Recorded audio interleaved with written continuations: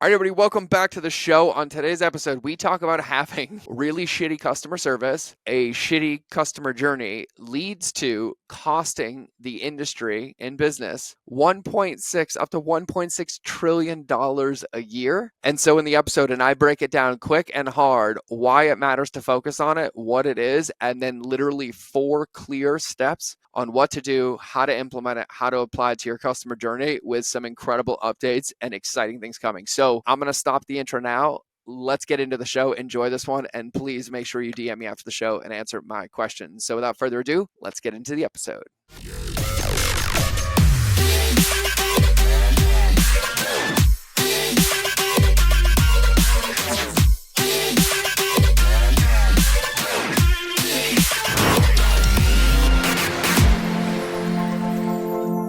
All right, everybody, welcome back to another episode of the Mind of George show. And I have a lot of updates to give you, but before I give them to you, let's talk about what we're going to talk about on today's podcast.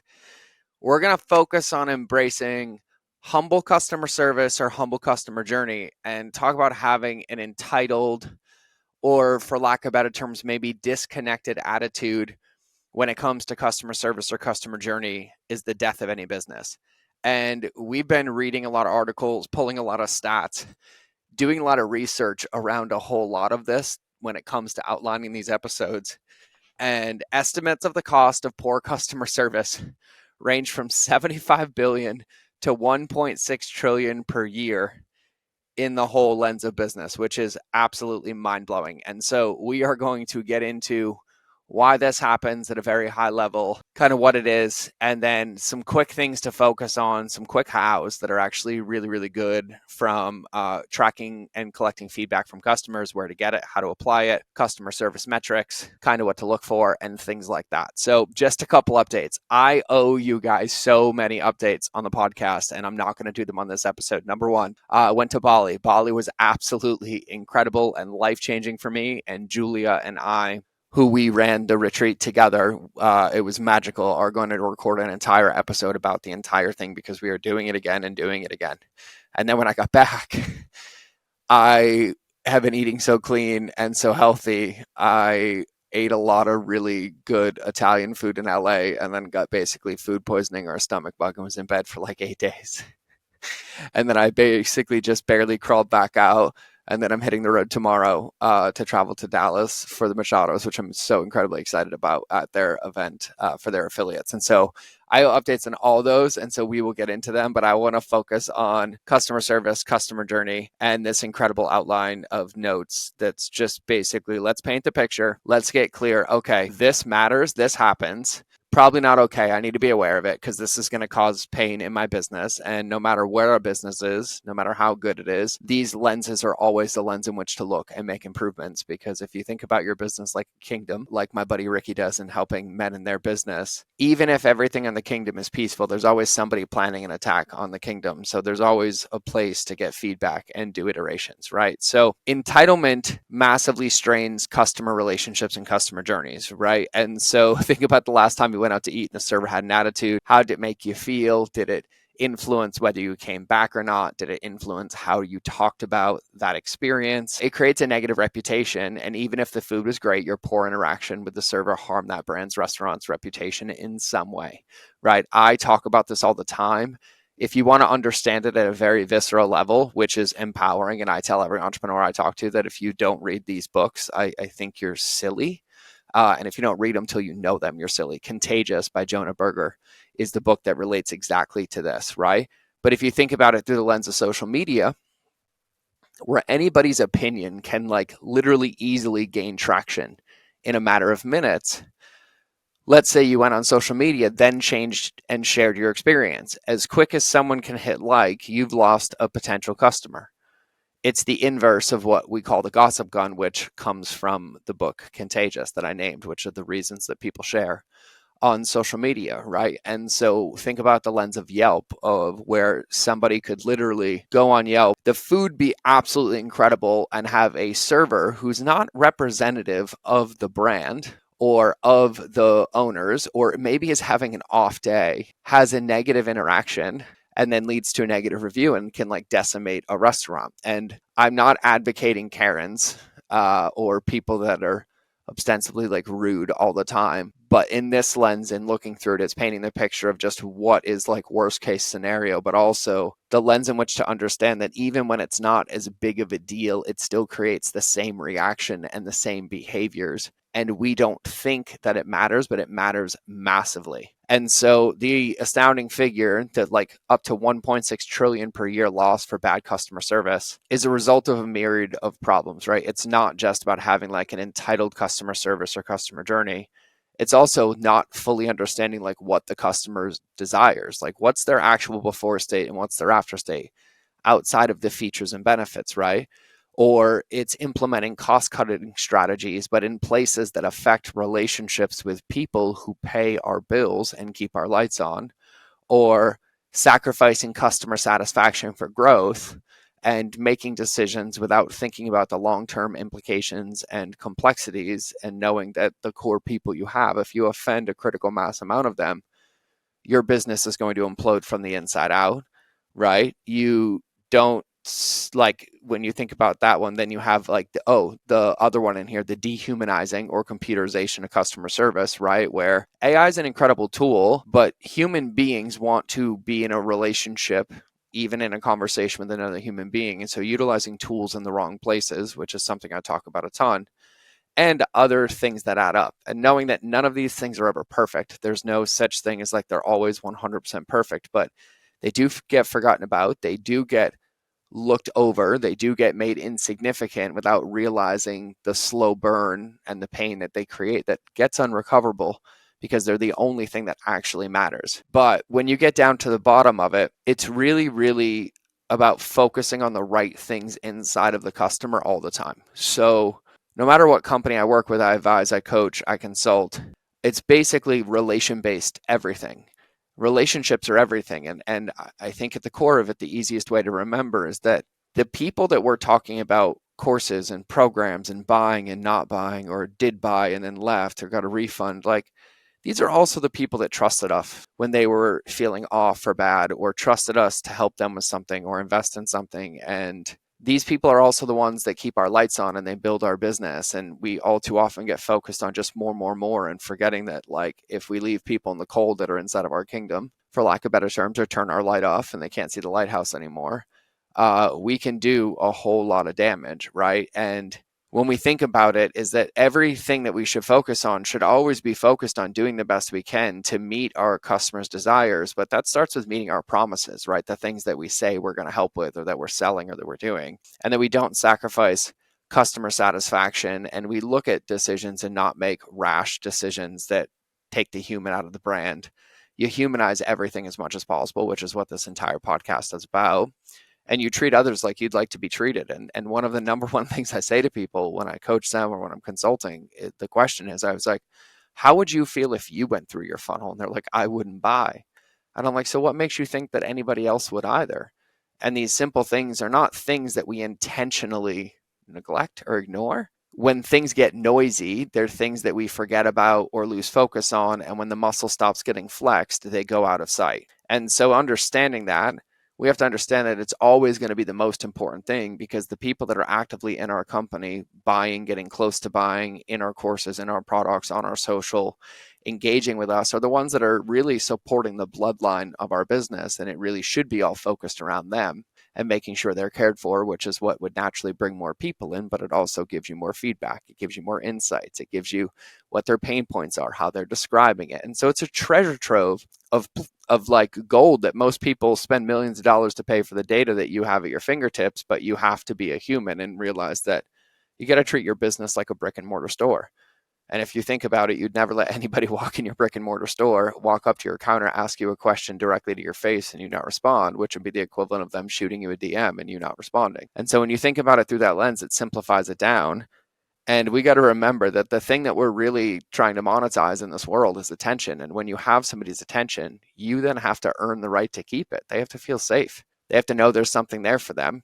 And that requires us to focus on the right thing. And it's an honor that they choose to share their attention with us. And now we get to earn it, right? We got to court them. We got to let them know we got a path. We're here to support them. This is what we do. This is how we help. This is what it feels like to be around us, right? So what are some tangible ways that you can shift from that, like, okay, entitled, not customer centric, which is not intentional. It gets accidental when we focus on the numbers and acquisition sometimes, and it makes us get driven down into convergent thinking, which is linear, which then doesn't lay the path for us to see exactly where we should potentially go, or what potential solutions are, or what might even be in front of us, right? And so just making sure that we focus on the right things and always asking ourselves through these filters and through these questions, no matter what our good ideas or how much money we want to make, but focusing on the core of what's there, right? And for me, that's always people that are currently actively paying you money. Second, the people that are closest to paying you next. And then third, the people after that.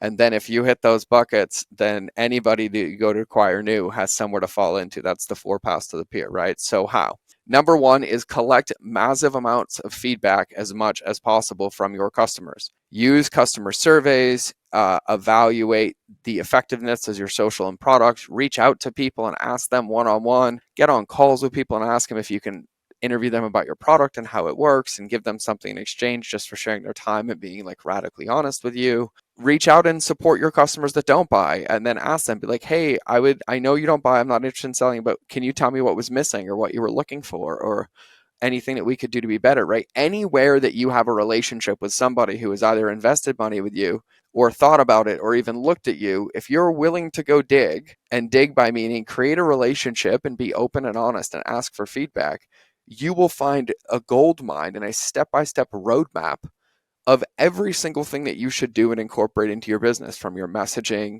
to your products to your offers to how to talk about them to how much they use them to all these pieces. You just have to be willing to go there. And I will acknowledge that it's hard sometimes to read that feedback, to ask for that feedback, but it's really where the work happens. It's no different than somebody coming into your store and asking questions and picking a product that supports them, right? And so the thing is that you need to have a central location, which is what we do, is we make what we call a Bible, which is where we keep these things. And so when you have them, then you and the team always operate on them and you're working from them and updating them. So you got to collect everything, right?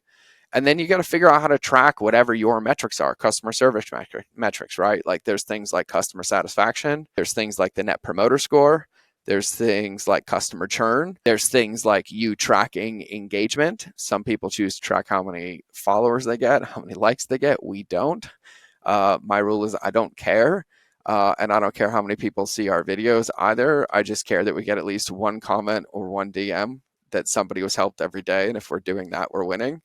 But you got to have a way to measure so you know what to make adjustments on or what your baseline is. So you then know, if I tried this, oh, this worked better, right? So you have to figure out kind of what your metrics are, right? But when you think about customer satisfaction, this is a value ratio, right? So unlike many customer service metrics, this value is a ratio. To calculate it, divide the number of customers satisfied in your surveys by the total number of customers that responded, right? You could do that. That's if you're sending out maybe post-purchase surveys, or even doing surveys anywhere in your funnel, or lead magnets or places like that, or if you're on calls, things like that, right? Or net promoter score. This one you should Google, but you'll calculate this metric using a single question survey that identifies how your customers feel about your brand.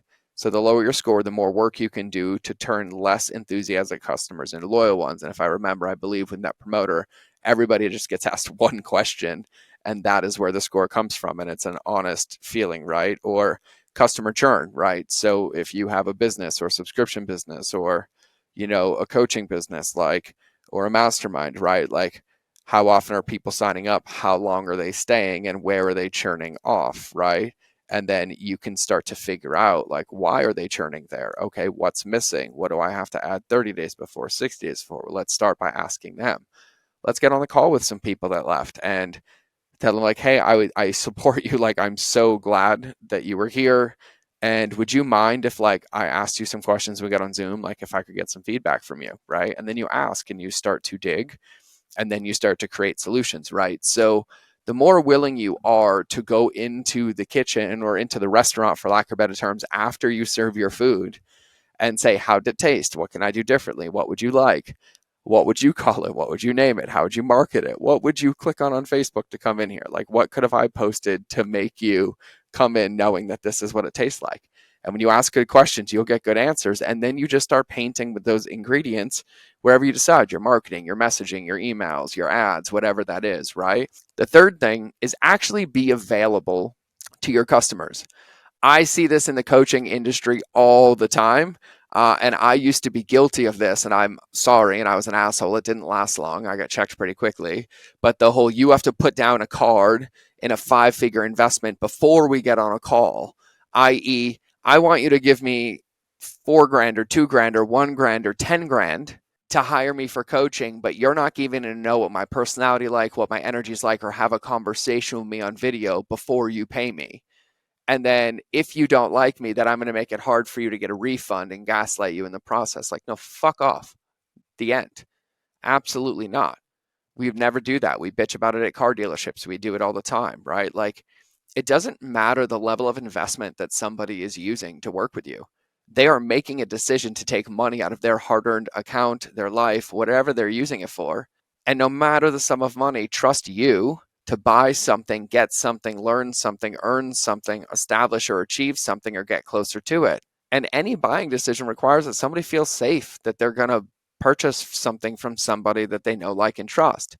But we also have limits and metrics and kind of ladders that we've put into place where a lot of people build what are called parasocial relationships with people on social media and influencers, and they feel like they know them in real life. And so they feel okay spending an acceptable amount of money, maybe up to like, $400 or $1,000. And that's different for everybody. But there's also a threshold that, like, you got to be available to people depending on the needs that they have, the problems, the desires, what you're offering, what the depth of your offer is, like, kind of all of it, right? And so you know what it is to be available to your customers, but you have to pay attention to these things, because a customer is a customer. And the amount of people that have come into my world and started with an event ticket, and I was like, God, I love them, and we became friends. And then 2 years later, like, hey, I forgot to tell you, I was going to invest in you the whole time. I've been waiting. Here's 6 figures. And I'm like, whoa, holy moly. But everybody we treat the same, no matter what, in our company and all of the companies we advise, and as we all should, because everybody matters. And so just focusing on it as the first priority before the selling and before the business gives us a filter and a lens to protect it, knowing that we do have a family and we can protect that culture, right? So when we really, really think about it, like, we have to do that. We have to pay attention. So the third thing was to be available to your customers. And I think I painted enough of an example for you to know what that means for you, right? Respond to them. If you tell people to DM, you respond to their DMs, right? Like, if somebody asks you a question and you genuinely want them as a customer, take the time to answer it. Like, you cannot fast track relationships, right? And so you have to ask yourself, what are you willing to do? And maybe you don't have the capacity to build a $20 million business because you can't handle that many relationships, but you can. But you have to ask yourself, because in my opinion, the level of the back end of your business, the scale of the back end of your business, is really determined by the level that you've invested in relationships in every area of every person that's ever come in a brand. No matter whether they bought from you just listening to your podcast once, shot you a DM once, it's a compounding effect, like that pay it forward. Give it 3, then they pay it forward 3. And the books will explain this to you. Contagious will explain this to you. The Catalyst will explain, once you break somebody's walls down, why they would then do these things and share these things. And so if you focus on these things, you'll understand that these are actually the secrets to winning the game. It's the secrets to everything that everybody says that they want, and it's how to actually build them, right? And so then the fourth thing is that this is where a customer journey comes in, right? It's not called a brand journey, it's your customer journey for a reason. So when you apply even the things we talked about today to your customer journey, it can only deepen it, right? And it will make it better, and then you can fill in the other pieces. But the customer-centric mindset truly needs to be applied to your customer journey, right? We talk about this all the time. You avoid these 3 mistakes and make sure you at least include these 5 steps.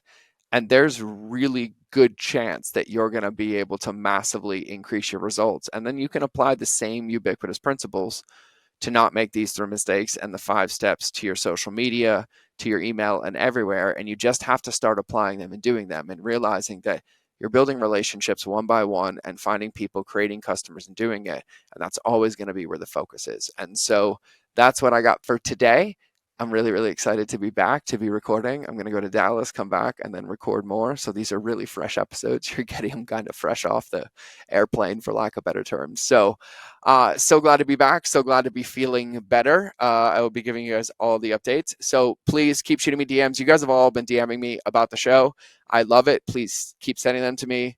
Let me know what you like. We have a lot of good shows coming up. I'll have a lot of good guests coming up. The Bali episode. The event is selling quickly because a lot of people are getting it now. And so it's customer journey time. We have a couple tickets left. So go to mindofgeorge.com/event. I believe it's November 16th through 19th. That's if you buy the fourth day. If not, it's November 16th through 18th. It is in Whitefish, Montana, but it is not at the lodge. If you have come before, it is at a different hotel, which is on the event page, and it's beautiful. And I like it better because it's an isolated event space. So we kind of get free reign, and we got some magic coming. John Wellborn, we got Mo. Mo and I are doing content like you wouldn't imagine, how literally you can go from idea to your content almost done using AI scripts and their models in 20 minutes. And these are the guys that charge multiple 5 figures a month to grow your social, and they do it massively. And he shares all the secrets. And then we're doing roundtable or breakdown with him on the fourth day. And then Julia, my girl, is coming to teach everybody how she crushes social. And she taught this to the women in Bali, and I was taking notes. And I'm like, I'm about to focus on this a little bit to get more people to see some of this valuable content. And she's going to be dropping that. Plus, I got new customer journey distinctions, new ways to apply it. We got some fun stuff planned. So grab your ticket, mindofgeorge.com/event. But that's where I'm going to wrap this episode. So have an absolutely beautiful day. Remember that relationships will always beat algorithms. You will either see me in the next episode or you will hear me in your earballs. But either way, we are out.